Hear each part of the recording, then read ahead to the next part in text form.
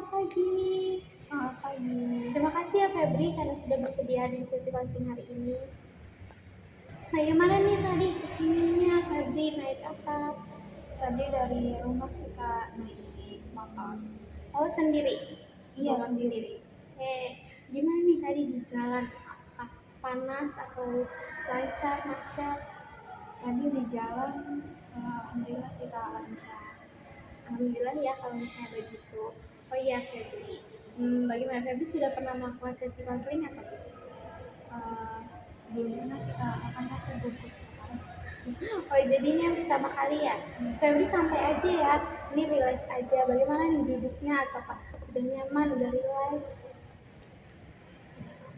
Oke, Febri kalau misalnya begitu, aku izin menjelaskan ya, sesi konseling itu bertujuan untuk membantu Febri menyelesaikan permasalahan Febri dan mencari solusinya. Seperti itu. Oh iya, Febri, santai aja ya di sini, jangan takut karena di sini kita mempunyai asas kerahasiaan nih. Jadi Febri bebas nih bercerita tentang apapun yang Febri rasakan. Karena itu ceritanya hanya aku dan kamu. Kecuali jika ada yang bisa menyakiti diri Febri ataupun menyakiti orang lain, itu aku akan izin untuk melaporkannya pada pihak yang berwenang. Karena Febri apa setuju? Setuju. Oke, kalau misalnya begitu, dalam sesi konseling kali ini juga kita mempunyai durasi waktu yaitu sekitar 20 sampai 30 menit. Apakah cukup? Cukup sih Kak. Oke, baik Febri kalau misalnya gitu. Oke Febri, bagaimana nih kondisi dan perasaan Febri akhir-akhir ini? Akhir-akhir ini aku lagi merasa capek aja sih Kak. Bisa diceritakan lebih lanjut nggak apa yang membuat Febri merasa lelah ataupun capek? Yang merasa, jadi aku tuh ini Kak, kayak akhir-akhir ini selalu begadang buat menyelesaikan tugas. Nah, apa ya Kak, aku tuh merasa kayak enggak, aku ngerasa kayak nggak terima aja gitu deh Kak sama hasil aku, kayak nggak ngerasa puas. Jadi rasanya aku pengen terus benerin gitu sampai aku begadang dan kurang tidur. Oh, jadi walaupun Febri sudah berusaha dengan baik ataupun sudah berusaha mengerjakannya secara maksimal, itu Febri masih belum merasa cukup nih tentang yang Febri rasakan, belum merasa puas tentang apa hasil yang sudah Febri kerjakan. Iya Kak, benar. Oke, Febri, biasanya dalam situasi apa? Dalam situasi mengerjakan tugas atau ada situasi lain yang membuat Febri merasa seperti itu? Biasanya aku kayak gitu pas ngerjain tugas dari dosen itu sih Kak, sama paling ya kalau misalkan ada kayak disuruh bikin rundown ini di organisasi kayak gitu, biasanya aku kayak nggak ngerasa puas dan nggak ngerasa pede sama hasil aku gitu Kak. Jadi Febri merasa tidak puasnya hanya di pekerjaan yang Febri hasilkan seperti itu. Iya Kak. Oh, oke Febri. Apa apa nih biasanya yang Febri pikirkan setelah melihat anak itu setelah menyelesaikan menyelesaikan pekerjaan tersebut? Aku mikirnya kalau aku harus lebih baik lagi sih Kak ngerjainnya, dan jadinya aku malah kayak sering membandingkan hasil aku sama yang hasil orang lain.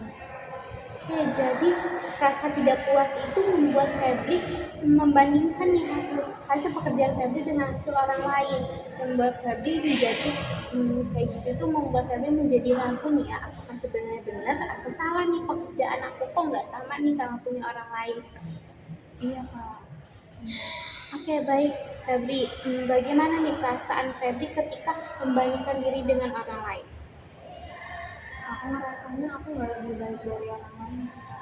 Hmm, Jadi kayak kayaknya aku nggak mampu deh kayak gitu. Oke, jadi Febri merasa kurang mampu jadinya dengan hasil yang Febri kerjakan itu, jadi kayak Febri merasa sebenarnya aku kayaknya nggak mampu deh untuk kerjain ini seperti itu ya. Iya benar. Oke Febri, apa apakah kondisi yang Febri rasakan sekarang ini ataupun akhir-akhir ini berdampak nih dengan hmm, kayak keseharian Febri ataupun aktivitas Febri sehari? Yang aku bilang di awal tadi Kak, kan jadi suka begadang ya Kak karena ngerjain tugas itu. Jadinya aku kurang tidur, dan kalau misalkan di kelas itu aku jadi gampang capek, terus gampang ngantuk, jadinya malah nggak fokus eh, buat dengerin materi dan dosen.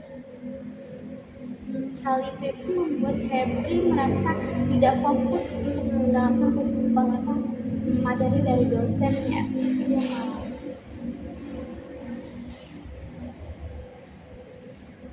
Ya, jadi selain mempengaruhi nih kayak perasaan Febri ataupun emosional Febri, Febri juga ini mempengaruhi aktivitas Febri sehari-hari ataupun mempengaruhi nih bisa juga mempengaruhi ke kesehatan Febri yang dimana Febri jadi kurang tidur, cepat lelah dan lemas.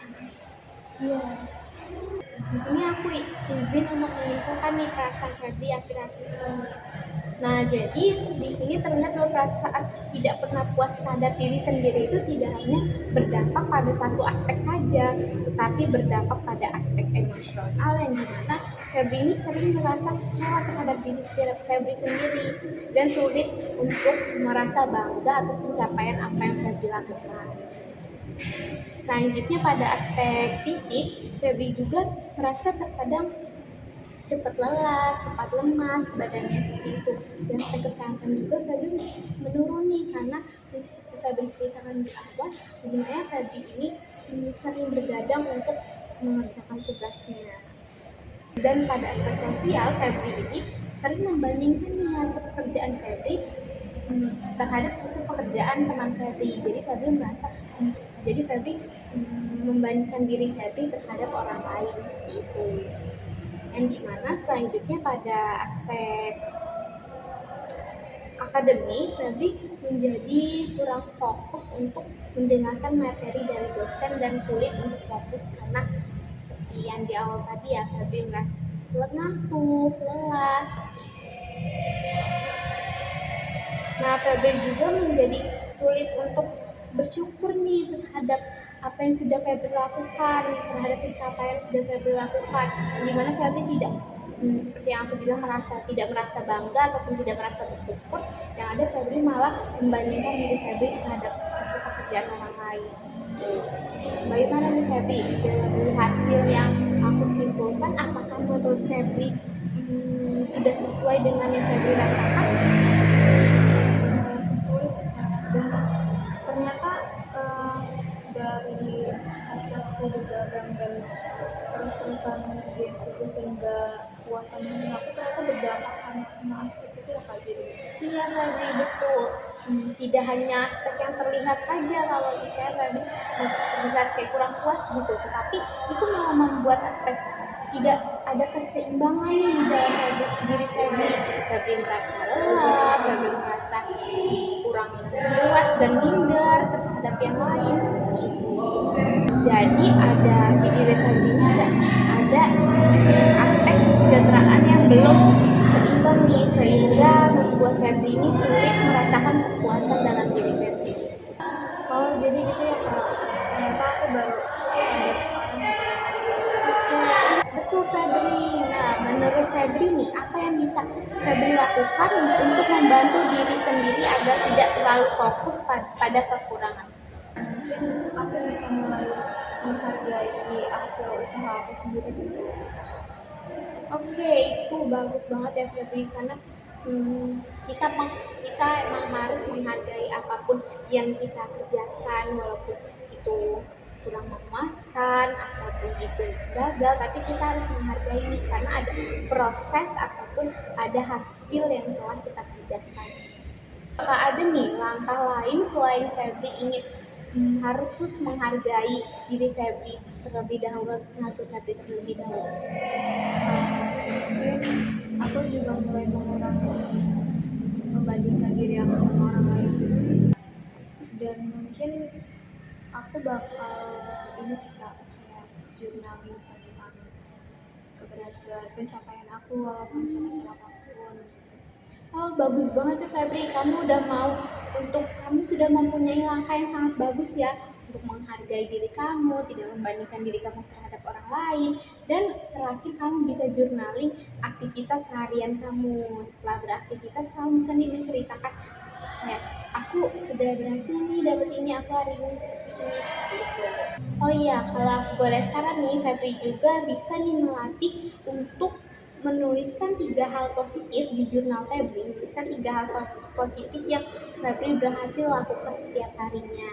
Nah, selain itu, Febri juga bisa nih untuk berolahraga setiap harinya ataupun di waktu luang Febri untuk bisa membantu memperbaiki kualitas tidur Febri. Oke kak, nanti akan aku coba.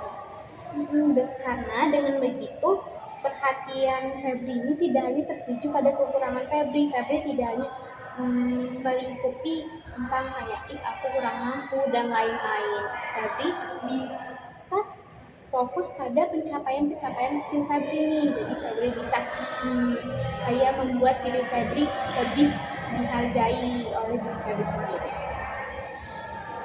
Oh iya kak, baik. Nanti saya akan coba dan saya udah gak sabar banget sih mau keluar dari kebiasaan buruk itu. Wah, bagus banget nih. Febri sangat semangat untuk menjalani langkah-langkah kecil yang sudah kita sebutkan tadi. Nah, bagaimana nih perasaan Febri setelah menjalani sesi konseling hari ini? Setelah sesi konseling hari ini, alhamdulillah sih kak, aku jadi lebih merasa lega dan aku juga tahu nih informasi tentang kayak kebiasaan buruk aku tuh berdampak ke aspek-aspek mana aja yang tadi kakak sebutin. Oke, baik Febri. Dari aku mau tanya nih, dari apa angka 1 sampai 10, bagaimana nih kesiapan Febri untuk menjalankan langkah-langkah tersebut? Mungkin ada di angka 8 ya kak, soalnya aku udah gak sabar banget sih pengen menjalani. Wah, bagus banget nih Febri, karena angka 8 itu sudah cukup besar ya untuk Febri semangat dalam menjalani langkah-langkah yang sudah kita buat hari ini. Baik Febri, terima kasih ya Febri karena sudah sudah bersedia nih untuk bercerita, jujur, dan mengungkapkan perasaan Febri akhir-akhir ini kepada aku. Iya kak, terima kasih juga ya udah mau mendengarkan ceritaku, terus ngasih masukan juga dan ngasih informasi. Baik Febri, semoga langkah-langkah yang kita buat hari ini, yang sudah kita rencanakan hari ini dapat kamu terapkan ya secara bertahap saja, tidak perlu buru-buru. Nah, selanjutnya kita juga nih bisa mengevaluasi perkembangan Febri di sesi counseling lanjutan. Baik kak.